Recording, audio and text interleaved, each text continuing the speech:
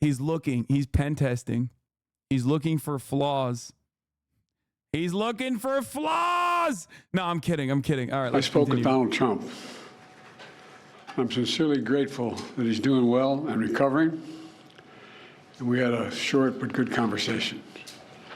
Jill and I are keeping him and his family in our prayers. We also extend our deepest condolences to the family of the victim who was killed. He was a father. He was protecting his family from the bullets that were being fired. And he lost his life. God love him. We're also praying for the full recovery of those who were injured. And we're grateful to the Secret Service agents and other law enforcement agencies and individuals who risked their lives literally for our nation. As I said last night, there is no place in America for this kind of violence or any violence for that matter. An assassination attempt is contrary to everything we stand for as a nation, everything. It's not who we are as a nation. It's not America. And we cannot allow this to happen. Unity is the most elusive goal of all, but nothing is important than that right now, unity. We'll debate and we'll disagree. That's not going to change. Violence is only acceptable if it's Palestinian children being slaughtered with American weapons, Jack. Why? We don't do that around these parts. It's like, bro, have you seen the country that you're the president of? There is literally there are new fresh hells every goddamn weekend. 4th of July weekend, there was like 100 people that were shot and killed, okay? Just yesterday, while this was happening, in fucking Alabama, there was a nightclub shooting where like 8 people died, I think. I don't even know. And then right before that, there was another shooting in Birmingham, Alabama, possibly related, I'm not entirely certain, of a family that was shot in their car, the child in the back seat. We are an unimaginably violent country, okay? The notion that like this doesn't happen here is just silly. It's laughable. It's false, okay? Violence is our motherfucking national pastime. 4 died, 9 injured at a nightclub. Like, there's so much violence that occurs. There's so many mass shootings that occur. There's so much gun violence that happens on a daily fucking basis in this country that it like doesn't even actually like get people curious or angry anymore. It doesn't even like post Sandy Hook. It doesn't even pass the test of like, oh, we should maybe do something about this. You know, look at Uvalde. Look, you know, it's just nothing. Nothing came of that. Some of the cops got fired, but that's it. Not even all of them. How is that Biden's fault? I didn't say it was Biden's fault. I just said it's laughable for an American president to be like, oh, this kind of stuff doesn't happen. We do an unimaginable amount of violence in around the world. We do an unimaginable amount of violence all around the world, and we have an unimaginable amount of violence here in the United States of America domestically. It is a great lie that we tell ourselves and others that the United States of America is this prosperous nation, is the best nation on the fucking planet.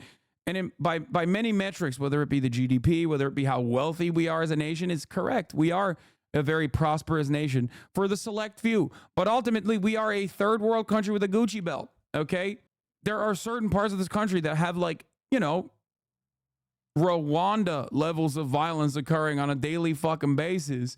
And it's, and when you think about like why that kind of violence is happening in Rwanda, it's like mostly the consequences of being victims to colonial violence and the destabilization that comes from that. So we're like contributing to the internal violence that is happening in so many of the third world countries while also simultaneously having that level of violence here in the United States of America. Anyway. But we're gonna not lose sight, in fact, who we are as Americans. Look, Vice President Harris and I were just briefed in the Situation Room by my Homeland Security team, including the Director of the FBI, the Secretary of Homeland Security, the Attorney General, the Director of the Secret Service, my Homeland Security Advisor, the National Security Advisor, and we're going to continue to be briefed. The FBI is leading this investigation, which is still in its early stages. We don't yet have any information. He said it, homeless security. He has a jobs, Brandon's jobs program. He's putting homeless people to work, securing the president. About the motive of the shooter. We know who he is. I urge everyone, please, don't make assumptions about his motives or his affiliations. Let the FBI do their job and their partner agencies do their job.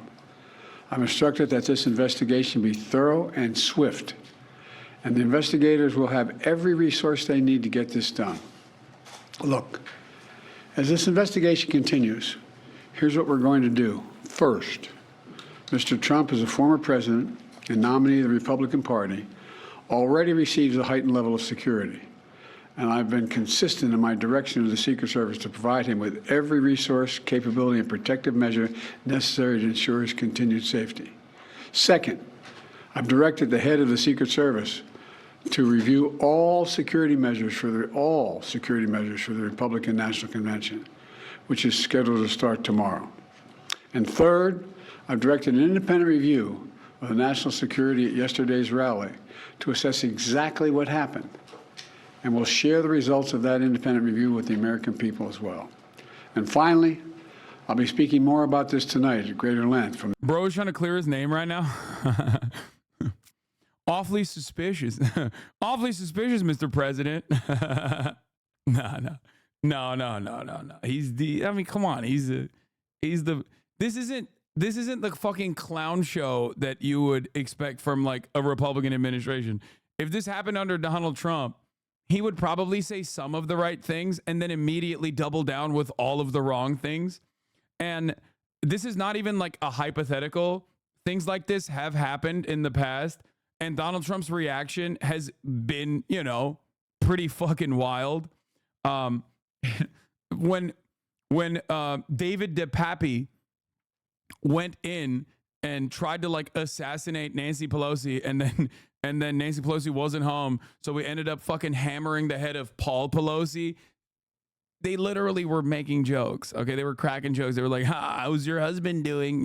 That type of shit. So like, Republicans are almost always violent in their rhetoric. Even the normie Republicans are. And Donald Trump certainly is not even a normie Republican. He is incredibly unhinged. But the expectation from liberals in a situation like this is always going to be that they're like the adults in the room, right? The Oval Office.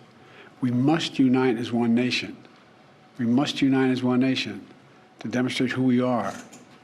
And so may God bless you all, and may God protect our troops. Thank you very much. Mr. President, when you spoke to President Trump yesterday, what did you tell him and what did he tell you, sir? Mr. President, shifting our campaign strategy, Mr. Bro, this dude cannot walk. He's got the T-Rex arms, dude. What is happening? What is going on, man? He is just fucking zombie walking out of there with his arms like locked in. Like, honestly, I'm putting my fucking Democratic Party operative hat on for a moment and saying that if I'm a fucking Democratic Party operative, my communication on the matter is like gun violence of this sort is completely unacceptable, and that is why we must push for gun control legislation. Like, and that's what I did in my 4 years of running for president. I passed one of the most comprehensive bipartisan gun control bills, blah, blah, blah. And I want to do even more than that. That's what I would do. And then let the Republicans cry about how much of a fucking political opportunist you are. But who gives a shit? Ultimately, it is the truth. That is correct. That is what you should be doing. That is a big part of the reason.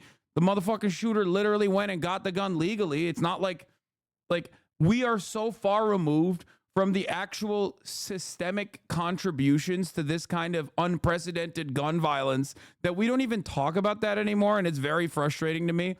Like, don't fucking cry about Trump being a goddamn martyr over and over again and like normalize him when half of your narrative is that he is Hitler. He is Mango Mussolini, It's just not good politics, and Republicans would not do that, okay? Republicans always do great politics, okay? They're fucking demons overall. Their policies are awful, but they do great politics. They never let a fucking crisis go to waste. Democrats, on the other hand, immediately have to be like the reasonable statesman in a country where most people's brains are just completely warped at this point.